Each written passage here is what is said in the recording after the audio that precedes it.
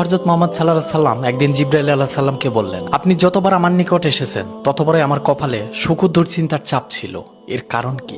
জিবরাইল আলাইহিস সালাম আমাদের প্রিয় নবী হযরত মুহাম্মদ সাল্লাল্লাহু আলাইহি সাল্লামের প্রশ্নের জবাবে বললেন, জাহান্নাম সৃষ্টির পর থেকে আমার ঠোঁটে, চোখে ও মুখে কখনো হাসি ফোটেনি।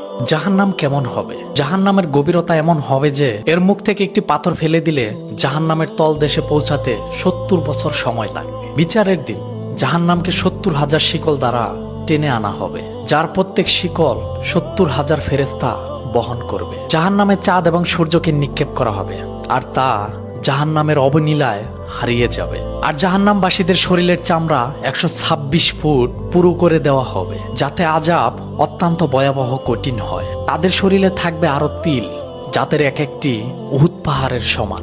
প্রত্যেক দিন জাহান্নামের আযাব পূর্বের দিন থেকে আরো ভয়াবহ কঠিন করা হবে। জাহান্নামের খাদ্য হবে কাঁটাযুক্ত